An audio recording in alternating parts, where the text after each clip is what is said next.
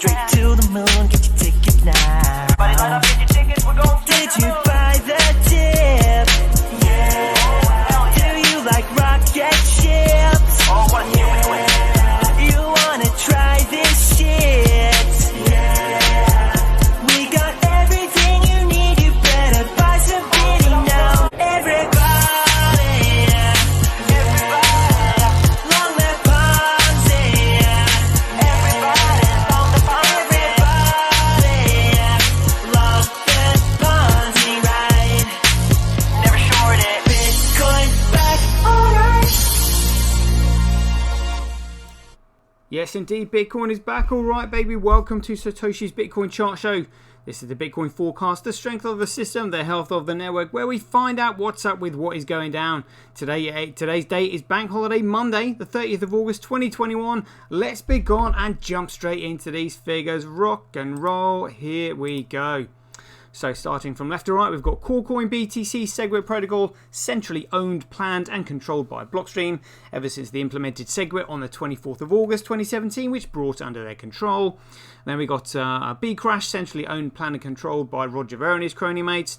Then we've got Bitcoin, which is the original protocol, BSV, making it the real Bitcoin, the true Bitcoin, the genuine Bitcoin, and the world's first and only digital commodity, backed by the value of data sovereignty, making it the most valuable commodity on Earth. Yes, indeed.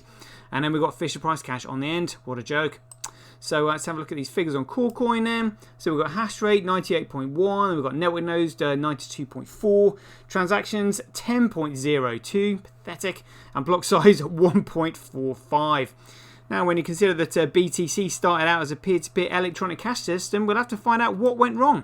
So let's let our favourite douchebag of Bitcoin, Peter McCormack, see if he can explain that to us right now. Take the floor, Pete, if you'd be so kind. Bitcoin is so different now from when Satoshi was here. Yeah, well, when Satoshi was here, Bitcoin was a peer-to-peer electronic cash system. How far away from that are we now? It's a completely different project. What would Satoshi Nakamoto have to say about that? It doesn't matter who Satoshi is anymore. Or what if he came back and said something like, what the hell do you think you're doing, effing up my project? Even if Satoshi came back, I don't think he would just be immediately welcomed as having this God-given right to decide what happens with Bitcoin. I think he would have to earn his right back into the project. Earn his right back into the project? I just thought you said it was nothing like Bitcoin. It's a completely different project, and it didn't matter who Satoshi Nakamoto was anymore. This is absolutely insane. So in your opinion, what's this alternative project based on now then? Bitcoin is built based on consensus now. Consensus? Do you know what proof of work is? Do you understand the significance of a chain of signatures? Did you even bother to read the white paper? I'll give you one more chance to try and convince me. Let's have that again. Into the project, Bitcoin is built based on consensus now. Is it now? For some reason, I don't believe you. So let's have a quick chat with Roger Ver. So Roger, tell us the expectations you have for your centralized project. And we're going to really spread Bitcoin Crash across the entire country here in Antigua. Yeah, good luck with that, mate. And what do you say to all those multinational corporations that say they need a regulatory compliant monetary system in order to conduct billions, if not trillions of dollars of global trade on an annual basis? The ones that say that the blockchains all need to be legally compliant about everything all the time, just go use your Visa card. Yeah, because that's going to work. And let's have a quick word with Craigoshi Nakamoto, the creator and inventor of Bitcoin, to find out his expectations for his project. So Craig, what do you want from Bitcoin? I want Bitcoin not to go up to 10,000 or 100,000. I want it to be worth millions per Bitcoin. And when you strip everything down to the bare bones, is that it? That's it. And that's what we spend money for. Very simple. Loving that. Well, let me help out and I'll stick my foot right in. So let's have a look at the figures on genuine Bitcoin then. So we've got hash rate 0.4%, oh, going up. Network nodes 1.5. Transactions, look at that, 84.5. 84% of the entire transactions flowing through the genuine Bitcoin chain. Absolutely huge. And block size 97.43. So we've got 84% of the transactions, 97% of the data flowing through the chain, all being processed by just simply 0.4% of the hash rate. This goes to show you what an amazing and what an efficient system Bitcoin really is. Absolutely superb. And if you're wondering why I find this kind of funny, well, let me explain right now. Bitcoin mining operations compete to process data transactions on chain. No transactions, no use. No use, no value. No value, no money. The most valuable chain is the chain with the most utility on it. BTCs are utter clowns. Now utility is transactions and data flow. Can you see what's going to happen? Oh yeah. So before we have a look at these, the big blocks flowing through the chain, we'll just have a quick chat with our main man, Michael Saylor, who never fails to perk me up in the mornings with his level of enthusiasm. So Michael, welcome to the show. What do you say to people like Peter McCormack who think that Bitcoin should be changed and tampered with and just messed about with? I like Bitcoin the way it is. Oh, so do we, Michael, so do we, but we really like it. How do you compete with that? In fact, I love Bitcoin the way it is. All right, mate, calm down, calm down. Well, you can't just leave it there. You're going to have to explain yourself. Tell us, what is it about Bitcoin that you love so much? The way it's currently constructed, it is possible to put all $250 trillion of monetary energy. Whoa, $250 trillion of monetary energy. Where's that going to go? In big blocks of encrypted energy on the blockchain. They do sound like big blocks. What sort of numbers are we talking about? Maybe the Bitcoin will be $1 million. You can probably calculate $10 million of Bitcoin or something. Whoa, $10 million per Bitcoin or something. I mean, how's it going to fit and where's it going to go? Big blocks, $100 million chunks on the blockchain. Is that right? All right, well, let's have a look at these big blocks on the blockchain just for you then, Michael Sunshine.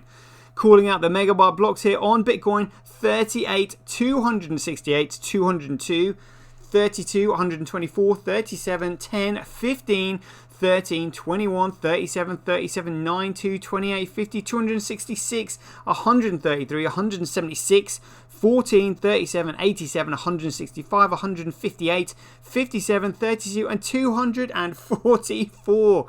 Absolutely huge amounts of data flowing through the chain. Let's have a quick check on Fisher Price Cash. Yep, they still can't even get all of their blocks over a kilobyte, let alone anywhere near a megabyte. Let's have a look at Bcrash. How many blocks do they have over a megabyte? 1, 2, 3, 4, 5, 6. Is that it? 6 blocks over 1 megabyte. 6 blocks over 1 megabyte. And we have got 1 block of 266 megabytes. That's hilarious. That's hilarious. It would never fail to amuse me. Brilliant. And Corcoran, let's see how many blocks they have failed to get over a megabyte. 1, 2, 3, 4, 5, 6. Yeah, oh, I got 6 out of 30 under a megabyte. But I mean, it's only a megabyte. It's like they can't even fill it all. Absolutely insane. Good grief. So let's have a look at hash rate. So hash rate follows price, follows value, follows utility, follows creativity, initiative, and intelligence. If you are intelligent and you apply creativity and initiative, you can make something useful. When something is useful, it can then create value. When it creates value, it can then develop a price. When it develops a price, it can then be measured against the cost of other goods and services and used as a medium of exchange. Boom, next, move on. Proof of work by network, Corcoin, Bcrash, Fisher Price Cash will fall into their own footprints because that's what Ponzi schemes do when they crash overnight. Bcrash Bitcoin hash rate, who cares? Bcrash Bitcoin proof of work, who cares? It is currently 3,145 times cheaper to transact on Bitcoin than it is any of these alternative protocols, shitcoins if you will. Whoa, look at this! It is currently 16.3% more profitable to mine on SV, the genuine Bitcoin. I wonder why that is. I wonder if that's to do with the block reward, the block fee.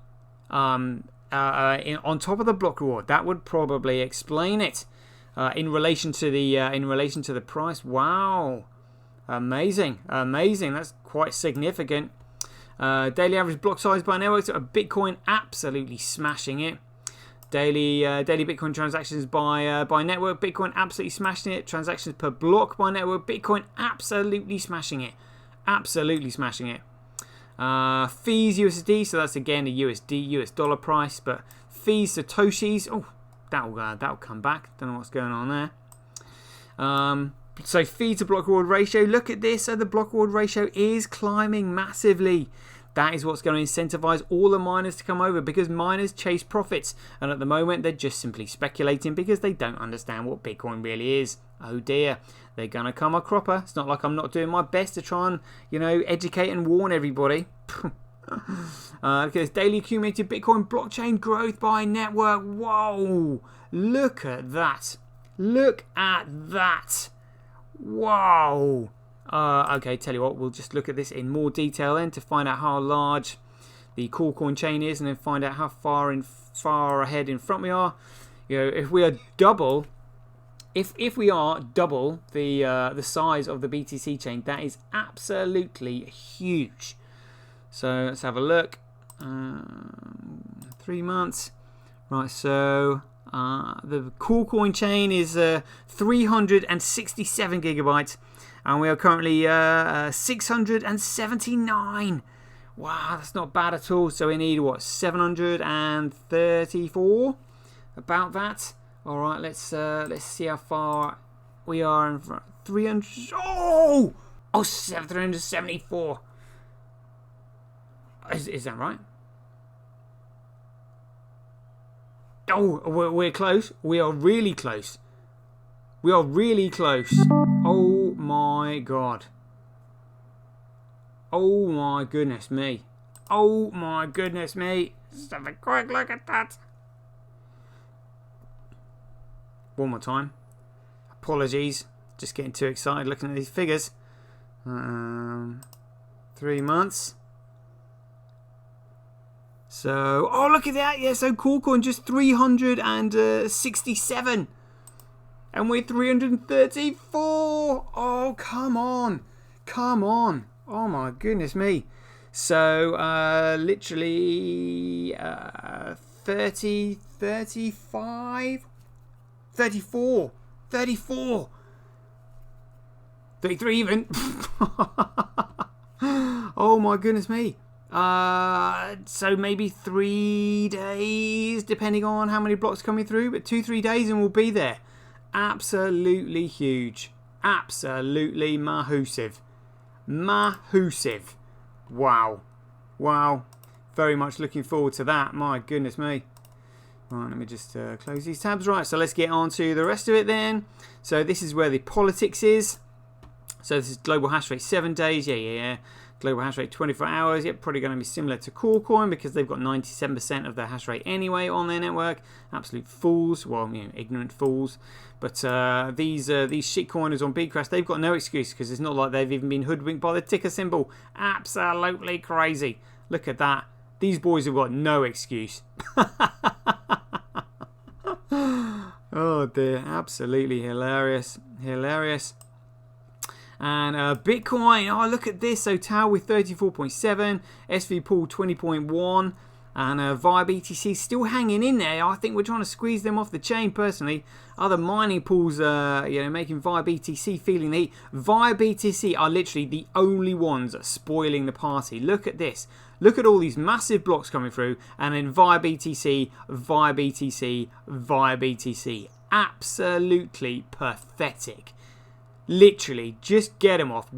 A complete waste of time. I mean, look, even on Bcrash, they've mined a 2 megabyte block, a 1 megabyte block, 1 megabyte block, and yet when it comes to genuine Bitcoin, like none of their blocks are even over a megabyte. Absolutely fuming.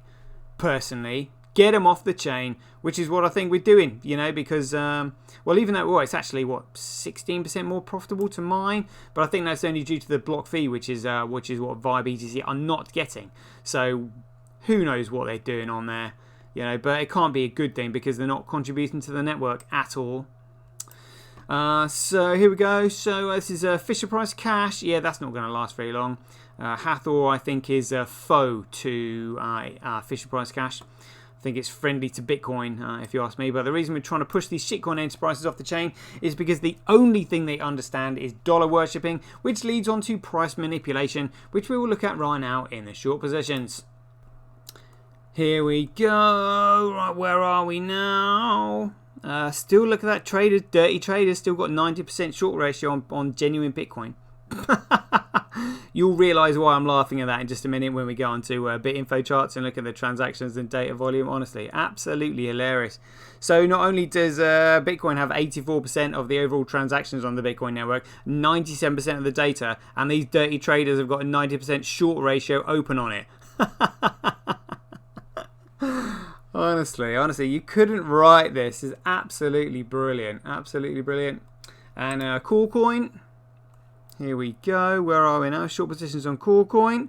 Look at that. Oh, 4.3%. You know, few intelligent traders on there hedging their bets, I must say. Very good. All right, and let's have a look at Bitcoin blocks live. Here we go. Rock and roll. So for any newbies watching the show for the first time, the vertical rectangular blocks moving across the top of the screen are the transactions being recognized by more than 50% of the nodes on the network immediately the moment they're broadcast. And the reason they're recognized instantly is because Bitcoin is an ultra-small world mandala network shaped like this. It means as the size of the network increases, the density of the links goes to 0, making it ultra-small world and highly sparse respectively. It means the network formulation can lead to an improved topology against malicious attacks, so it's hard to take down. It is absolutely fantastic. So once the transactions are recognized by more than 50% of the nodes on the network, which is instantly the moment they're broadcast, the transactions are then thrown into the memory pool, which is where they're computed for by miners and payment processors in order to create a block, put the transaction within a block, and then place the block on the blockchain, which is when they're rewarded with the Coinbase data, otherwise known as the block reward, otherwise known as freshly minted Bitcoin.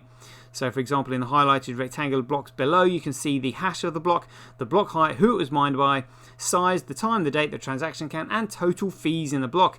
And we'll just let Laura Shin, Shitcoin Shin, explain the significance of Bitcoin fees right now. Take the floor, Laura Shin.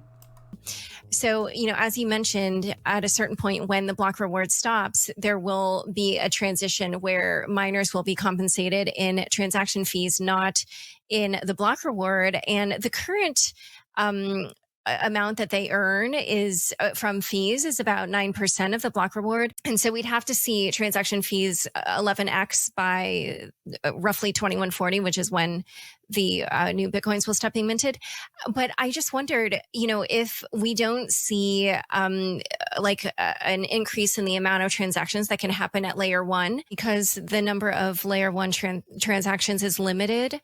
And right now, I feel like a lot of the scaling is focusing on layer 2. Can transaction fees 11x in that time, or will that require people to pay a lot more per transaction? Over the next couple halving cycles, we should see it start to predominantly be the value that is compensated to the miners in the block reward. If Bitcoin is the world reserve currency that doesn't have a strong security model, like there's not a lot of monetary compensation in the block reward due to transaction fees, well, then its long-term security will be weak. If it is the world reserve currency, there'll be very, very many layer 1 transaction fees. Okay, yeah. So it sounds like you think it is possible that the amount in transaction fees will maybe not be enough on layer 1 to replace the block reward when the time comes. Absolutely, there won't be enough layer 1 transactions to replace the block reward when the time comes on BTC, because it's been purposely restricted by a 1 megabyte block size, and it can only handle 4 to 7 transactions per second if all the stars in the universe align. Do you honestly think that a network that could only handle 4 to 7 transactions per second was honestly meant to economically sustain all of this lot? This is the backbone to the new global financial system. This is absolutely phenomenal. I mean, look at the size of these things. 4 to 7 transactions per second. What an absolute joke. This lot are just simply living off the speculative price of CoolCoin BTC due to the huge amounts of tether printing that has propped up the price. And that is it. There is no value in CoolCoin BTC at all, because it is a centralized, restricted project, owned and controlled by those, or should I say financially backed by those who have the Federal Reserve in their pocket. Go figure. Dear oh dear, look at that, absolutely insane. So let's have a look at BitInfo charts. Check it out. I missed this yesterday. Look at this. Bitcoin now with 37.1% of the entire transactions, or of all the transactions on the entire coin market cap.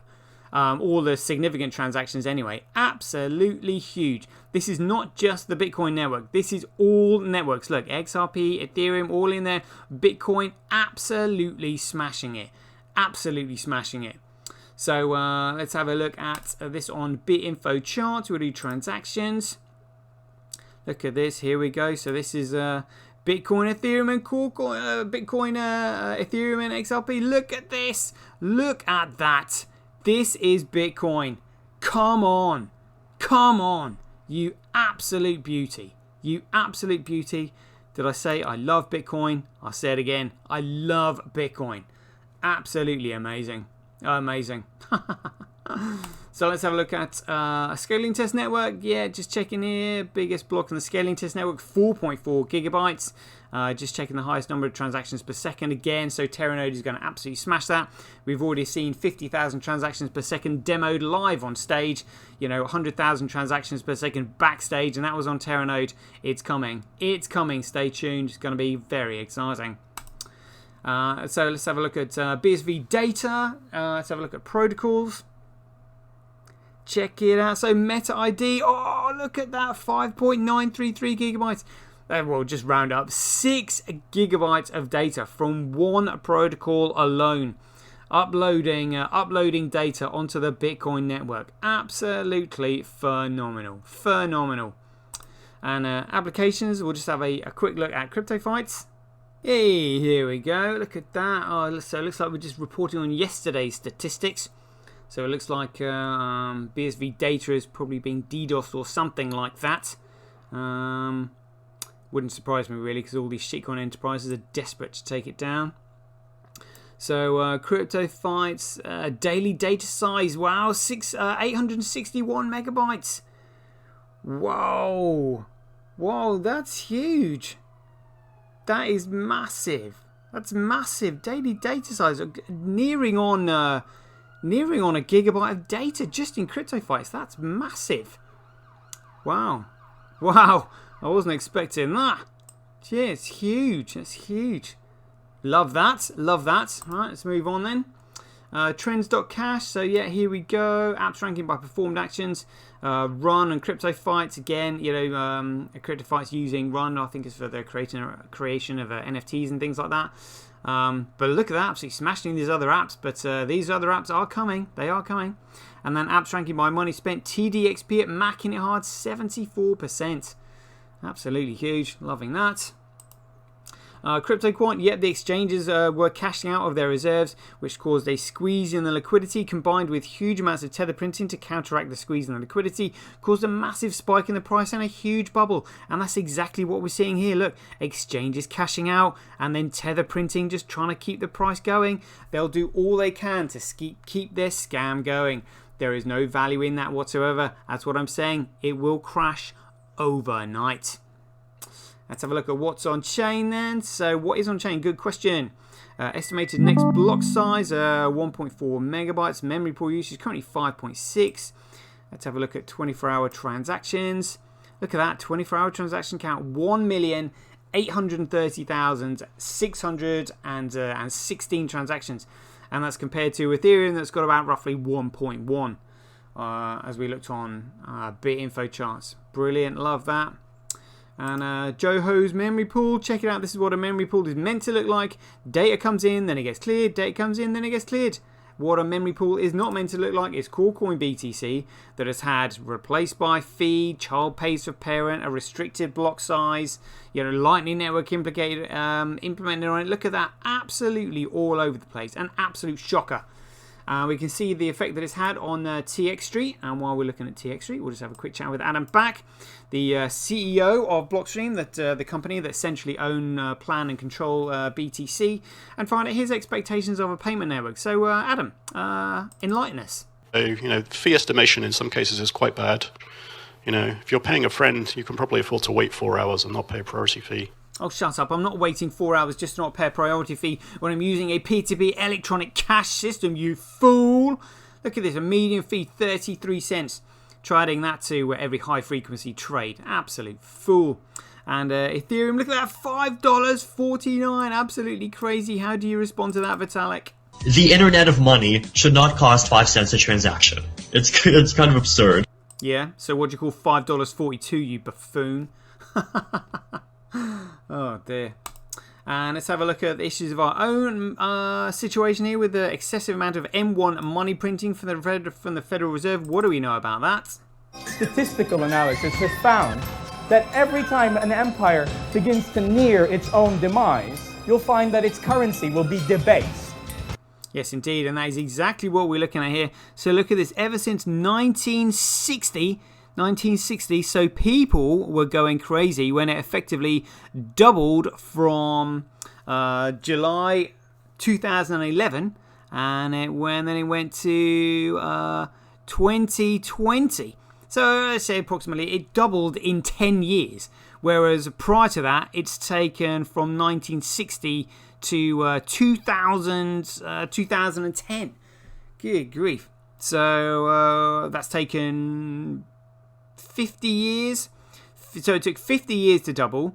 Then it doubled in 10 years. And then they've literally almost quadrupled it in a few months. Absolutely insane. So if you're wondering why they're going around trying to jab everybody, that's the reason. Right there. You think I'm joking? And CoinGecko, so knowing that Bitcoin is the only thing that can save us, how are we feeling about it today? CoinGecko, feeling good. 84%! 84%! Come on! Loving that. Loving that. And Bitping. Here we go. Right, so we've got money flow per hour. 1 cent. 1 cent? What on earth is going on there? Country's 49, but to remember, Bitcoin is the only network that is up 24/7, which means it can monitor the downtime of all these other networks. Little do all these other networks know they will soon all be running on the Bitcoin network themselves. Yes, indeed. Absolutely amazing when you think about it. Let's have a look at the morning run. Here we go. So we have had, morning run, here you go, 24-hour trade volume, $9,542. Absolutely insane. Like, stay away from this, people. Move fast and break stuff does not mean breaking the law, which all of these security offerings are doing. Look at this. It's worse than the entire coin crap. Look, these are absolute pieces of total garbage. Just like coin crap. The only one with any fundamental value is the genuine Bitcoin. And we can see here we've actually had 1,662,098 purchases of genuine Bitcoin over the last 24 hours. That's actually quite promising. Very good. Let's have a look at the depth chart quickly. So we've got a price of $168. Yeah, we've had like ups and downs here over the last 30 days. So where the depth chart. Ooh, so asks. Okay, well that's gone up then. So it's 6.2 million asks versus 4.5 million bids. Price is on the way down in the immediate short term, as they say.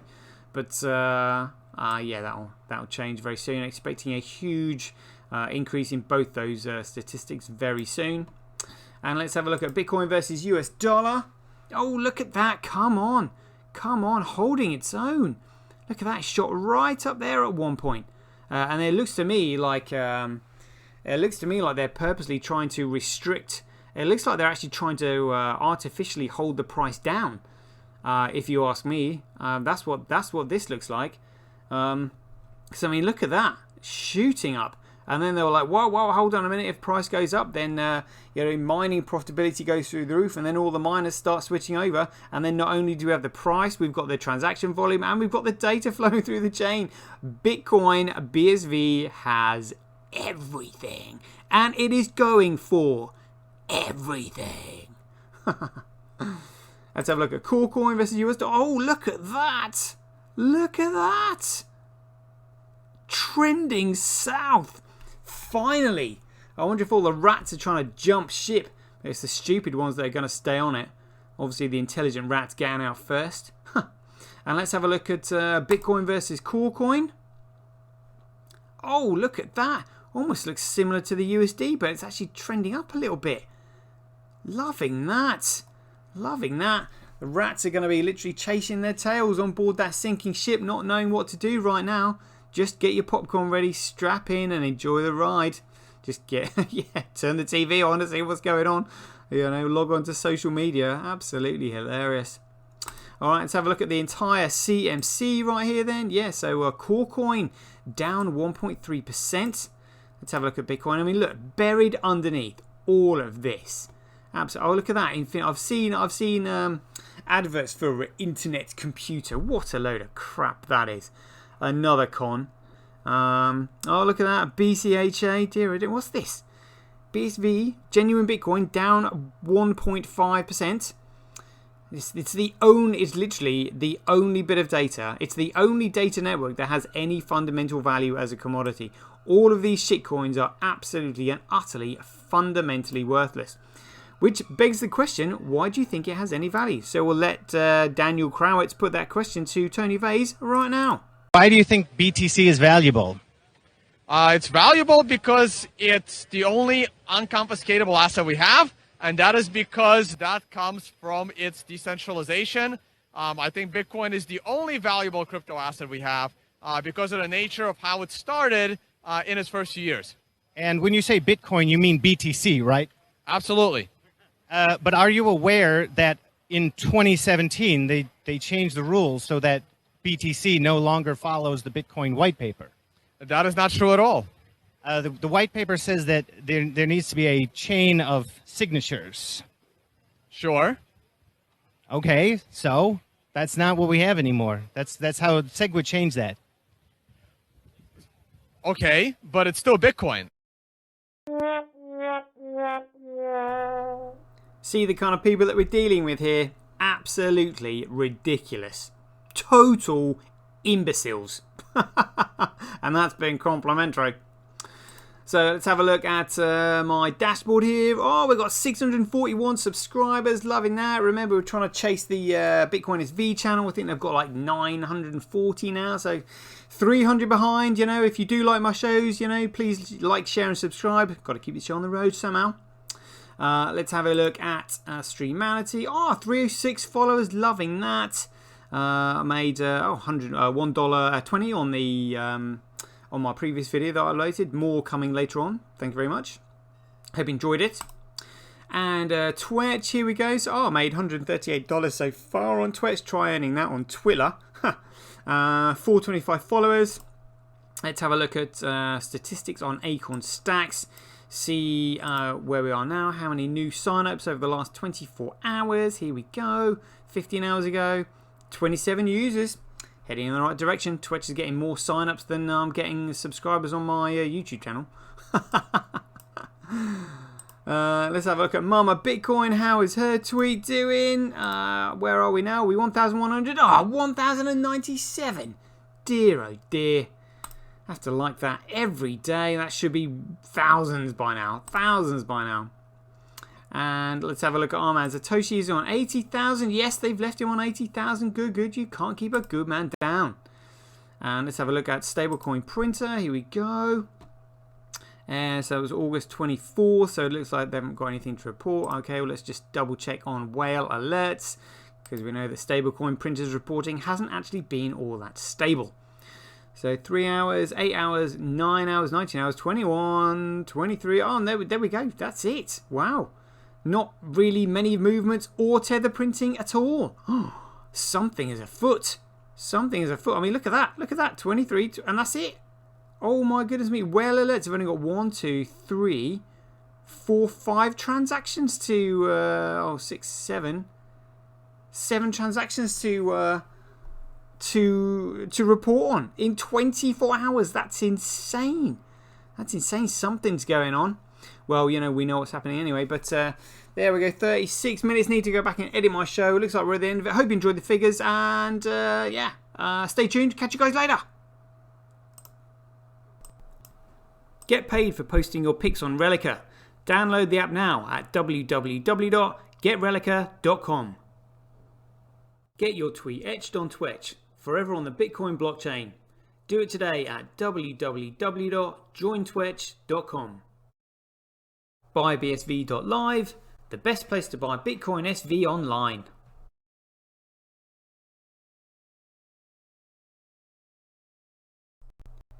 Support independent content creators on micropayment platforms such as Streamality, Twitch and Relica.